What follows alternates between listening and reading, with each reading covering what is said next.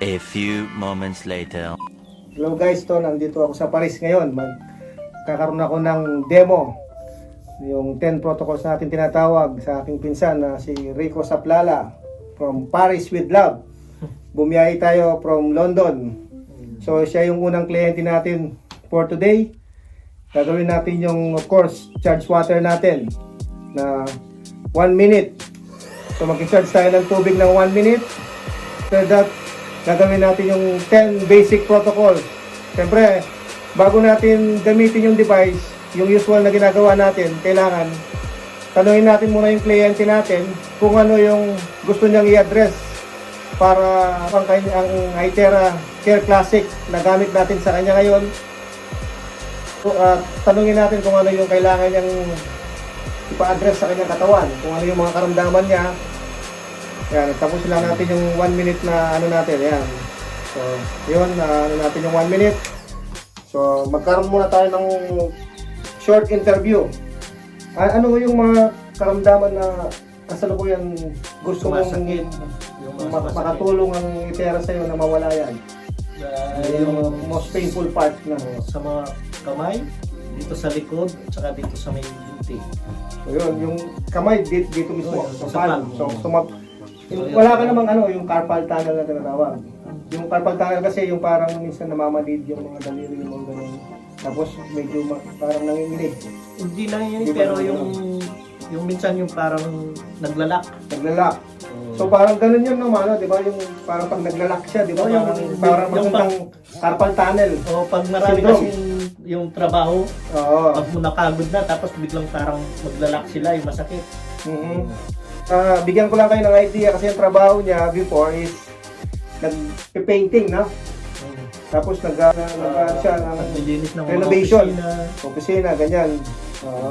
So yun parang siguro nagkaroon na siya ng parang carpal tunnel syndrome kasi medyo naglalak daw yung mga ano niya. So ngayon tutulungan natin para mawala yun. Saka yung sa may back, lower back niya. Oo. Pagkakaroon ka ng parang manhid. Dito. Ayun, nagkaroon ng manhid hanggang sa paa niya. So yan, umpisahan muna natin yung 10 protocols. Ipainom natin yung charge water sa kanya before and after. Yan, nagpakulo tayo ng tubig.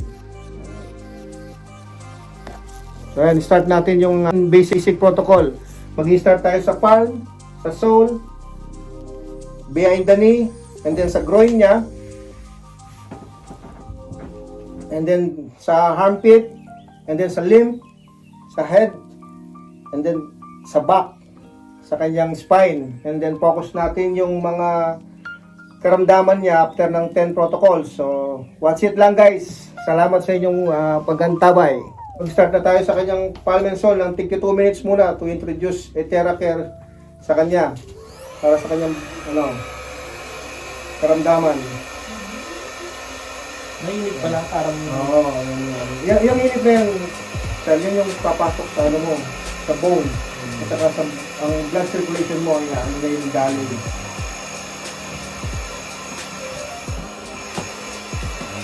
So nag-start tayo sa isang palm niya for 2 minutes and another side is 2 minutes again. Dumako naman tayo sa kanyang left palm, another 2 minutes.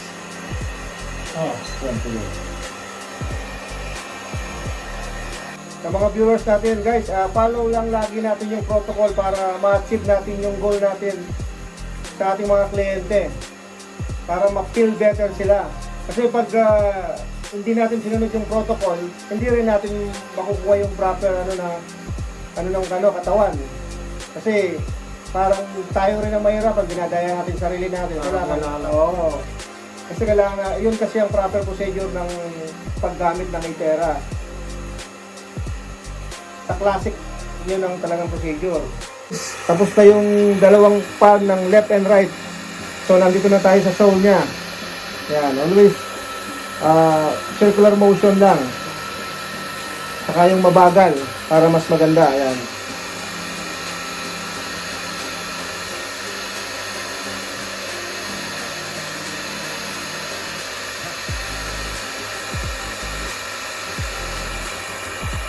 So yun guys, Sa kabilang side naman tayo. Sa left side. Dahil na tayo sa right side. Another 2 minutes. This is only the 10 protocols. Mamaya, punta tayo dun sa target point natin. Kung narinig nyo kanina yung interview natin, medyo marami rin siyang karamdaman na i-address natin. Tapos na yung palm and sole. Nandito na tayo sa back of the knee. Okay. Hindi na natin varicose vein na malating rin. Sa gaya ka na rin. Hindi na? Oo. Timer. Nagkaroon ng silbi. Dati nakasabit lang doon Ano ba? Pagagamit mo niyan dito. So yan guys, nandito na tayo sa kabilang side, sa left side. Another 2 minutes for our 10 basic protocol. Oh. So yan guys, nasa groin na tayo. Yan.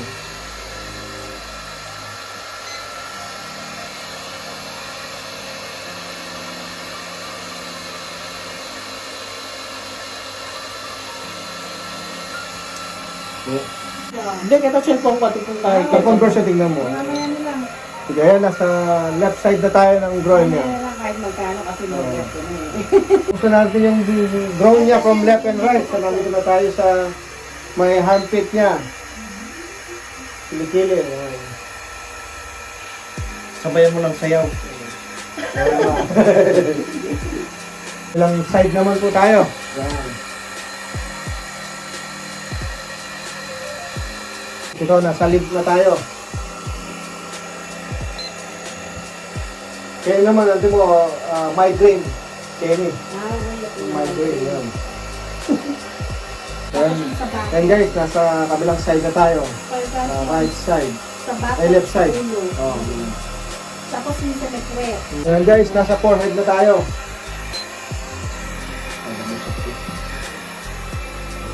Yung forehead na kanina.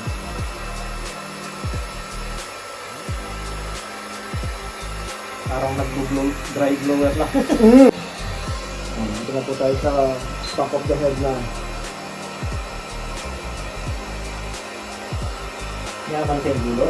Kaya, press ko na. Ano po yung kanina dito na sa nekwet? Oh, yung tailbone yung mamaya. Kung saan mo pinakapit yung ano para pati din namin nila yung sinama. Palagi lang yung sa likod. Pag medyo makerok-kerok yan. Ano yung likod? Po tayo. Yan, ganyan. Mga hindi pinaka-time nila. Kaya hindi na magtutok 5 days po. Nangyari din protocol. Yeah. Kasi tagtinuro ka na pa yun eh. Physiotherapy ka na doon. Ang pinaka-mentor ko. Na yung ano niya, tailbone, sa spine na tayo. Kasama pa rin to ng ating 10 basic protocol. Sa spine tayo kanya. Sa baba. Yan guys, katapos na natin ng 10 basic protocol. So, dumako na tayo ngayon sa mga target points. Ito na yung exciting part kasi isa-isa natin ano yung mga target point natin. So, watch this lang. 10 protocols. Sa target point naman tayo. Sa spine niya, para maano yung kanyang stem cell, mag-activate. And then, yung sa kanyang lumbar, na kanyang nararamdaman palagi.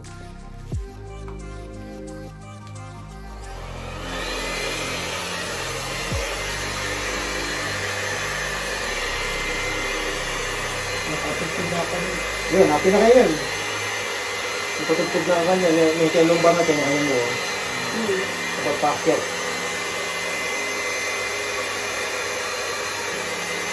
Kaya nga lang, magpa-stem cell na ba, kamagkano yung stem cell?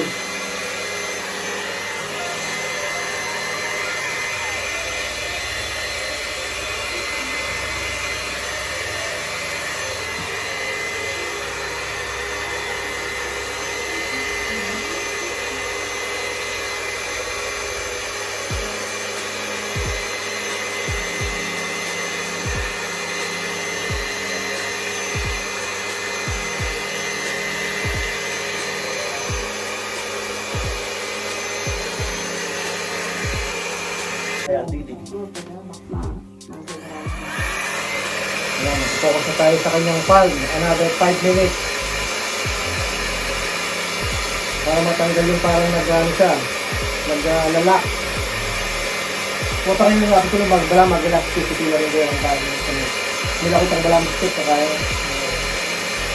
Ayan, another 5 minutes na ito. Ito yung mga target point natin. Gaya na tayo dun sa kanyang spine, saka yung lower back niya.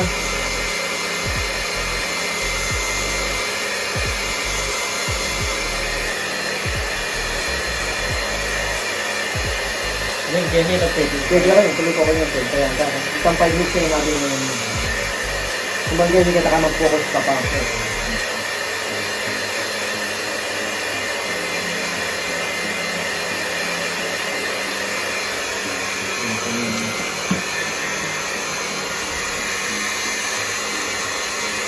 Kaya ano, pag sabi kang, di ba, nakayuma, gout, nanda mo rin yung joint mo, di ba? Focus mo rin. Magtambalang mo, maglubak lang. Walang may kalubrikant na. Wala nilang online. Oo, may naroon na kasi, nag-try na eh.